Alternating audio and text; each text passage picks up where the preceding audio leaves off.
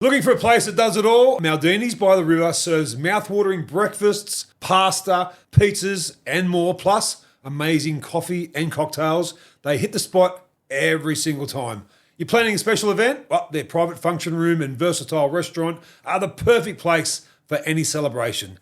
Good food, good friends, good times, Maldini's.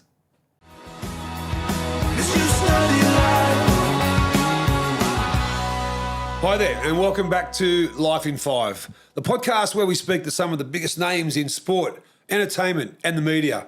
Well, today's guest, he covers all three because he is the front man from the Screaming Jets. He also fronts the Angels. He tours all around Australia, and I'm happy to say that he's a good mate of mine. Welcome, the one, the only, the incomparable, Dave Gleeso Gleeson. Gleeso! G'day, mate. How you going? Wow, man. Okay, before we get into the photos, we go back a long way. We do. Yeah. I think the first time we met was in 92 or 3. Yep.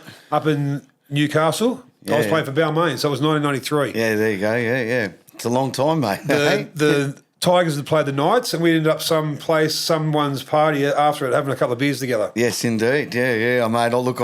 I love me footy. I've always loved hanging out with the best of the best, and to meet you was a huge honour for me when I was a young fella. And it's strange. I still look at young guys playing footy now, and I look up to them, like they're 25, 30 years younger than me.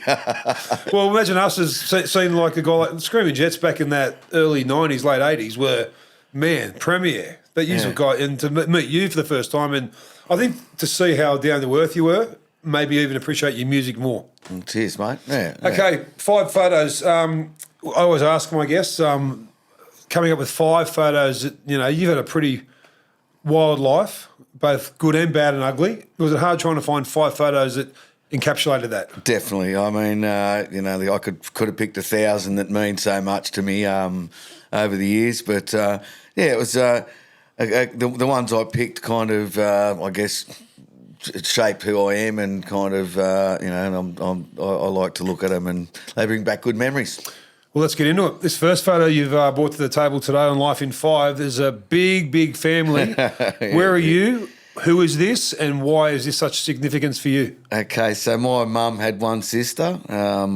Mum's on the left there in the black. Yep. And her sister's on the far right side with her husband Barry. Yep. And we were close as, like, there was 6 kids in our family at the time and 6 kids in there in Lorraine and Barry's family. So we did everything together. Mum and Auntie Lorraine had matching EK Holdens. She had a blue and the double blue one, and Mum had the double green one and that. And we'd go, we spent all our time together. And there, me grandfather and me nana up the back there. Yep. Where are you? I'm in that blue shirt. That was, mate, I was pants? I was proud of the blue shirt, not so much the red pants. Looks like Greg Brady from the Brady Bunch. No, it was when I found it, someone actually found it when they were going through my mum's photos and kind of cataloguing them and stuff, and we all got that sent to us, and takes you straight to a place. It certainly does. Yeah, that's right. And how long? What year was this, you reckon? I reckon I'm about 12 years old there, so maybe 70. No, maybe I'm 10 years, 78. Wow, it was. Yeah. And so you had how many brothers and sisters? So I ended up with 3 brothers and 4 sisters because 6 natural children weren't enough for the parents. I had to take on the heavy load of foster kids and then adopted a couple of kids with special needs and stuff like that. So, it was always jam-packed with excitement at our house. So your parents aren't with us anymore? My dad's still with us. Yeah. He's in his mid-80s. Oh, wow. He still plays golf terribly once a week or twice a week. So he's fit as. He had actually, Mum passed away in 92 in a car accident. And the next year, Dad had a heart attack and had to get a bypass and that. But that was like 93, and he's fit as a fiddle, mate. Wow. He's what does he always say? A ball of muscle and a shower of straight lefts. Does he ever go to your gigs? Oh, he's been to gigs, mate. He actually stage dived in 2001. Just check the pacemaker out. Yeah, I know. He actually dived off the stage when we were doing our farewell gig in 2001, and our manager ran backstage and said, "Quick, someone make sure there's an ambulance on standby." Dave's dad's just stage dived, and the guy backstage went, "Uncle Paul," and he's like, "What's everyone related in this town?" Right? It turned out it was my cousin working there as well. Well, from that 10-year-old with the family, the extended family, to this picture, which is iconic. How old are you here? Who is it, and why is this so significant to you? This was the first band photo shoot we ever did. That was a band called Aspect, my first band, and that's Grant Walmsley just there to the left of me, and together we went on to form the Screaming Jets probably about 4 years after this. Sadly, Grant Wiltshire on the right-hand side, he's no longer with us. He passed away a few years ago. And Frankie Manita, I bump into him every now and again. He was the drummer, and his old man, he was a builder. He was the most knockabout bloke you've ever met. And I reckon if I saw him today, he'd say, "You still owe me a fucking door." Because we used to load in and out of the house for Rumpus Room and mark the door and stuff like that. But mate, when I was looking at photos, I saw that and I was like, at the time, you just start, we're just a bunch of kids from Newey. We got a band, we play covers, and yeah, we went to have this photo shoot, and you start to feel like you're a bit special, and people are looking, who are those blokes getting photos taken and that. So yeah, it's. I've probably pulled that very same pose in about 300 other band shots. So how did you go from loving music to finding a band to being a successful band in Australia and the world? How did Screaming Jets, how did you know that was, and who came up with the name Screaming Jets?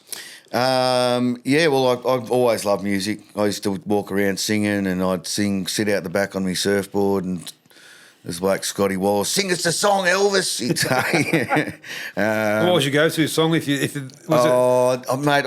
For some reason, I love Billy Joel's "For the Longest Time." You know that song.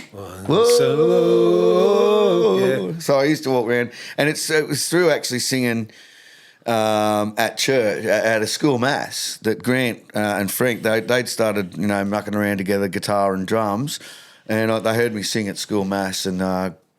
Got me involved, and that was prior to that. I didn't have any aspirations to be an actual singer or anything like that. Sportsman at school? Like, what sport did you play? I played league until I had a neck injury in year 7, and that put paid to me rugby league career. But then my old said, "You should stay involved with the game, and become a referee." So did you? Yeah. So.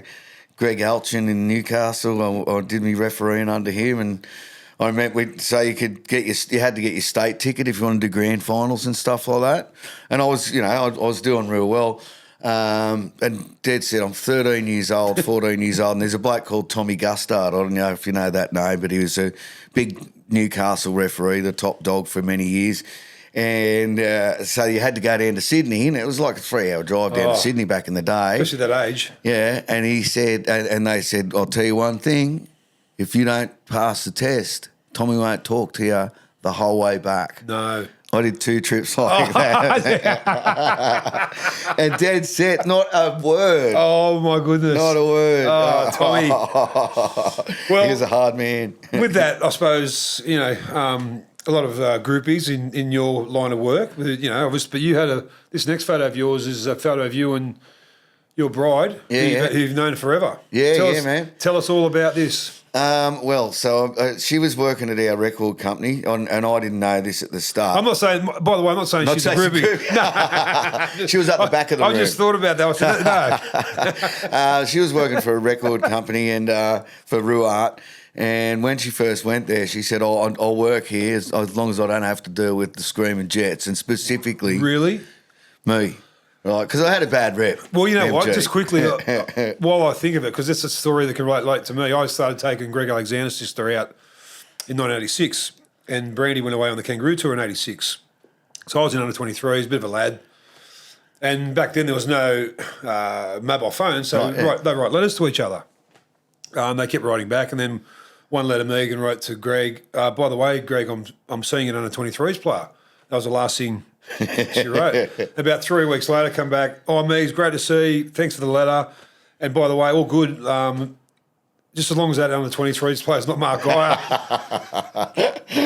So I was there to greet him at the airport when we got back. And I said, here I am. And I've been there for nearly 40 years. There you go, yeah. So it's first love. Yeah, well, I was very lucky that I was over in South Africa doing a movie. The guy who shot the Better film clip, Ralph Zimmerman, he was doing a feature film, and I asked if I could be in it, and it turns out I'm a terrible actor, mate. I can't get any lines right. But she was working for Ruat, and she had to give me calls to set up interviews. Who's she? Katie, my beautiful wife. Yes, Katie. Of 28 years wow. or so. So she had to set up interviews with me, and because I was lonely over there, and I'd just keep her on the phone talking to her and that. And I said, look, when I come back, I'll take you out to lunch. It's been so good of you to look after me and keep me company. And I said to her that I was walking in there thinking it's either McDonald's or somewhere nice, depending on whether she was a good sort or not. So where'd you go?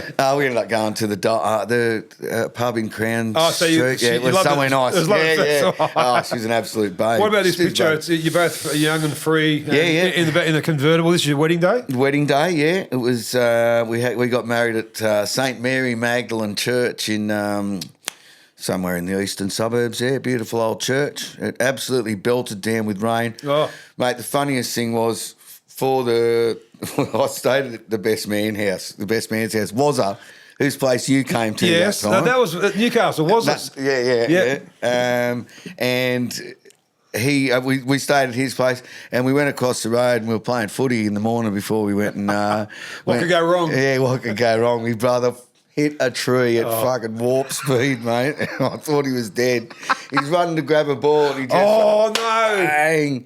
But he was always like Fang. That my brother, we call him Fang. He was always like that. He had very little care for self-preservation when he was playing footy. Wow. So, any kids? You got kids? Yeah, we got 2 kids now. Yeah. How old are they? My daughter will be 21 this year, and my son's about to turn 17. Oh, wow.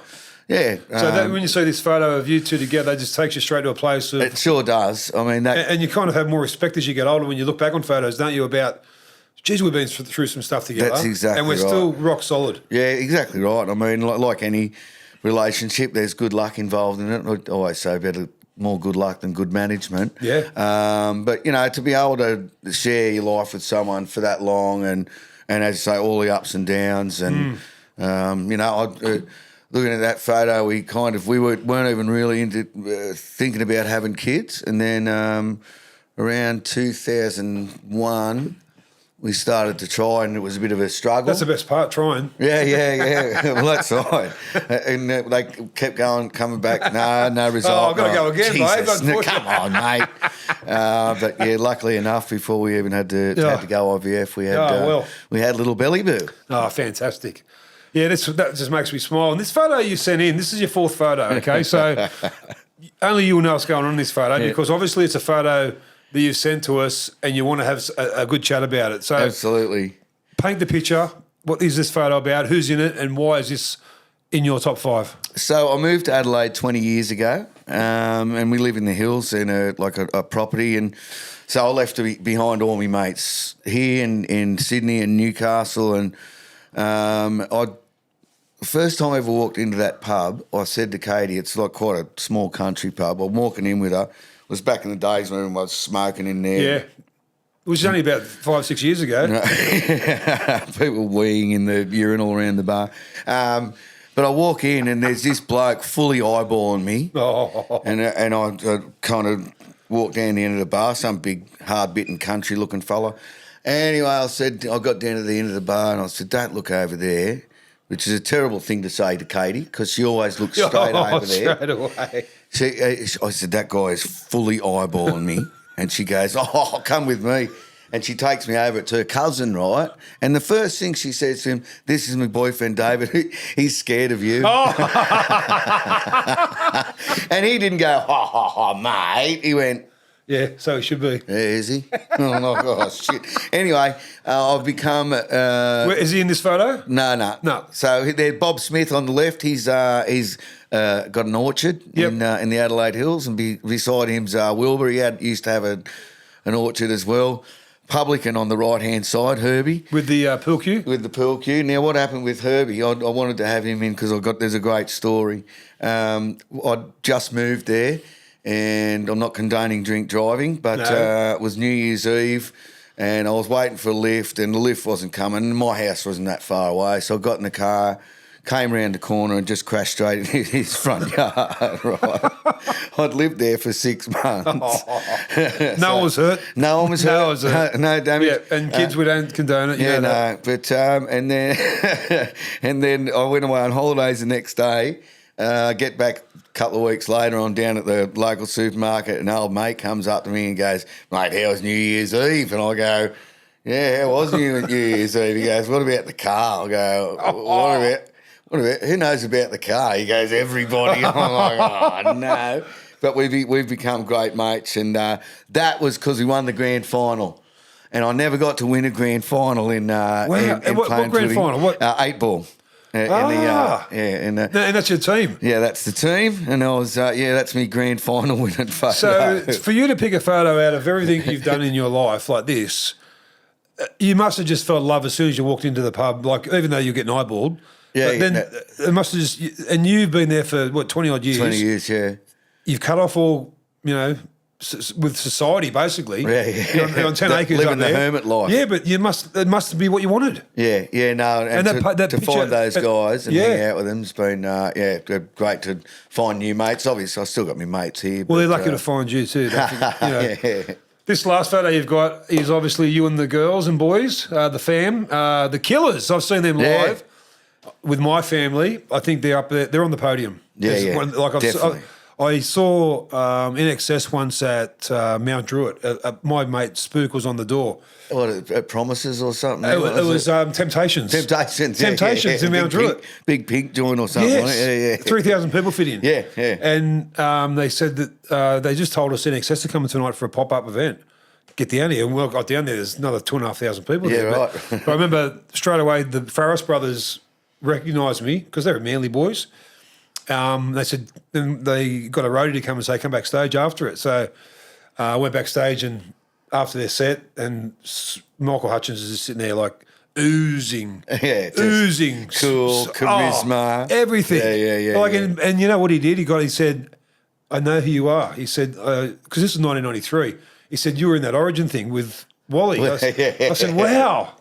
Wow, Michael Hutchins. Unreal. I didn't say my name, but he said, you're that guy. But the Farris brothers and Gary Beers, they were mad footy heads. Yeah. Well, I've actually been, Gary's been, he's got a new band. He's just been out here doing a few shows. Yeah, okay. Yeah. So the Killers, In Excess, I think, and Screaming Jets are the three best live bands I've ever seen. What was this night at? We got tickets to see them through work, I think. But I wanted to show this because I'm so stoked that my kids, they love music. Bella goes and sees bands all the time.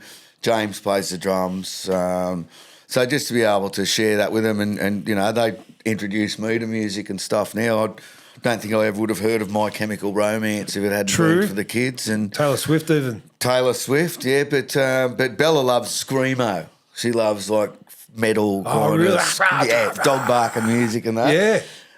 But no, she's just to have them love. Do they know? Music. Are your kids aware of how big you were in the 80s and 90s? Oh, yeah, I show them videos. Just say, go and Google me. We have a few beer. I actually said to my kids, don't Google me. Yeah, well, I showed James there's a video of us doing Ain't No Fun waiting around to be a millionaire at Darling Harbour where everyone's jumping off the roadway into the water. And I showed that to him. I forgot that at the end I dropped me strides and I've got me old fella tucked behind me. Between the size of the lambs. That's right. And I was like, but in that as well, because I jumped in the water as well to jump in with the people in the water. Stupid idea, because they were all swimming over to me and trying to drown me. Anyway, I get back up we're performing on a barge, and I got so much water in me. Then I just start projectile vomiting like it's only water. There's no chunks in it. And you're sober? Yeah, sober. Oh well, I'd had a big night before. Of course. I'd been out christening a tattoo. What's your biggest? Edit this. What's your biggest? Oh my god moment as far as you meeting a star that you've watched from afar, and you had the chance to meet him or her, and you went wow. And did they live up to expectations? Michael Hutchins. Same, really. Wow. We were playing in Germany on the same festival as him, the Rockham Ring, 60,000 people. They were headlining on the Saturday night. We were playing at 10:30 on the Sunday morning. When we signed with Ruart Records, Chris Murphy owned Ruart Records and managed In Excess, and I was like, I've got to meet him sometime.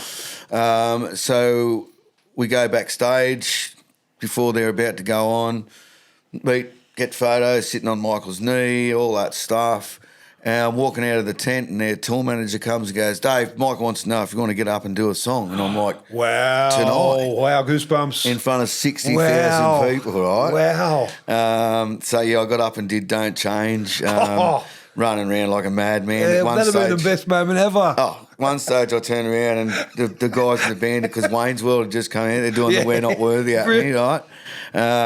But yeah, I've never been able to find footage of it, but far out to be up in front of it was like at the height of their powers, you know, and that says a lot about him. Oh, because nobody, and he wanted the warmth that you must have exuded when you met him. He wanted you to be part of something special. Yeah, cool. And I've got that was another photo I was kind of tossing up. There's me and him on stage, and that. Well, you know what? You've just paid homage to him, so it was great. That is fantastic. Okay, wow, 5 awesome photos. That your life has been fantastic, and you're smiling all the way through it. So you've still got another. You know, you're only halfway through it. Yeah, that's right. So let's get you up. I got a mate who he'll just turn to you every now and again and say, "We're lucky people, aren't we?" Bang. Sure are. We're lucky now because give me 5 at the end of each podcast, Gleeso. We ask all our guests to give us 5 answers to the 5 questions. We start with number 1, which is your favourite band, besides your two, Screaming Jets and Angels, which you've been prolific in. Yep. Who's your favourite band of all time? AC/DC, Bon Scott. Not that I have anything against I'm with Brian you. Johnson. I think we're from that era. Yeah, We're similar age, and Bon was in that time when It's a Long Way to the Top, produced by Molly Meldrum, in the streets of Melbourne, on the back of his truck with the bagpipes. That is AC/DC. Just the way he can... I always love his lyrics because he says stuff that make him sound like a tough guy, but he's not a wanker about it. It's not being a wanker about it. It's like that's just how he rolled, man. I love wow. What about your favourite song? Favourite song? Oh, geez, that's it. Is there one you always karaoke? Is there one that, is there an Elvis song that is... Yeah, probably Suspicious Minds of Elvis, but I'd say I think Riders of the Storm's probably... Doors. Probably my favourite song just because it's so kind of evocative. And wasn't Val Kilmer, who just recently passed away, wasn't he great as Jim Morrison? He was, yeah. Oliver Stone did a great thing there. And he's also, one of my other favourite roles of Val Kilmer is in True Romance. Oh, yeah. Where he plays Elvis in the background. Man. Great actor. Yeah, great actor. It's different to when we were kids TV series because we probably had Brady Bunch, Hogan's Hero, Happy Days, but now streaming. And have you got a favourite TV series of all time? Probably Breaking Bad. I mean, that's been a popular one. It was pretty perfect. I mean, that was the start of it, wasn't it? That was the start of this binging. Yeah, everyone started to binge that, and they said, guess what? This is Soul comes after. Yeah, how good! Wow, it's so good, man. But yeah, I mean, that's what I miss about the old days with television was everyone saw Molly die at the same time. That's right. In a country practice, yes. right? Everyone saw Fonzie jump the shark at the same time. Right? And if you missed it, you missed it, yeah. Right? You couldn't record it. Yeah, but that's true. But now, like you say to someone, we're watching White Lotus at the moment. And, how good's that? Oh, it's killer. Wow. But you say to someone, you know, that you're watching this episode, oh, I don't know what happened in that episode, you know, so you've got to kind of, the water cooler talks kind of, you have to make sure you're That's not a doing really spoiler. good point you make. That's a good point you make. Back in the day, we just had 4 channels. Consumed it together. 7, 9, 10 and 2. Yeah. Okay, what's your favourite sport? I know rugby league is there, but let's say outside rugby league, what's your favourite sport? NFL, I love it. NFL, you got a team? Yeah, the Jets. Just because of the Jets. They're terrible. New York Jets. They were good for a while. They were, but they're no good at the moment. But it's because it's very much like rugby league. You know, it makes me admire the rugby league players more because they don't have the time to go, right, everything stop. What are we going to do this time? You know, no halfbacks and 5'8" and hookers. They're thinking of it, that play right now. They're calling the play, and so it's just goes to show that it's the number one sport in the world. As a league lover, a little sidebar question: do you think we'll make it in the US? Do you think this pilgrimage to Vegas is worth the money and time? Yeah, I think it's all to do with betting, but I don't want to go into that. But a lot of people do. Yeah, it's just that's all I can see. They're just trying to get the lucrative, obviously, gambling market. That's what I think over there. They've got enough sports, and they're absolutely zealous about their baseball and their basketball and their NFL. So it makes it pretty kind of big betting in their college basketball too. Yeah.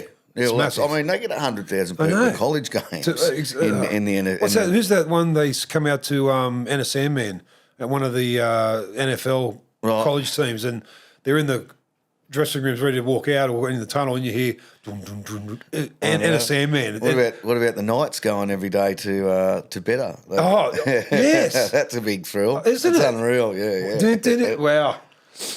Okay, you're in trouble. You're in that New Year's Eve's caught up with you. Right. now you're on death row. What's your favourite meal? What's your meal you're having as your last ever one? I love lamb chops. Oh, absolutely. Crumb cutlet. Homemade. Yeah, unreal. Lamb chops, mashed potato, peas and gravy. Oh, what are you washing it down with? Cooper's Pale Ale, I reckon. Is it South Aussie? Yeah. So when I moved to South Australia, I was like, I'm going to stop drinking Tooheys New and get on the bandwagon and drink a South Australian drink. And because it was AFL down there, I was like, I'm not going to go for the Swans anymore. I'm going to go for the Crows. And not that I was ever a huge fan. Swans won the grand final in 2005. Wow. Isn't it massive about AFL in Adelaide? Yeah. It's a religion. It's a religion. Yeah, it is a religion, yeah. Well, Gleeso, it was so good to catch up with you. I'm so glad when I spoke to you about coming on the podcast, you said yes, because jumped at it, mate. Your story is a great one. And Gleeso, that's been your Life in 5, my friend. Rock on, man. Thanks, brother. Thanks heaps.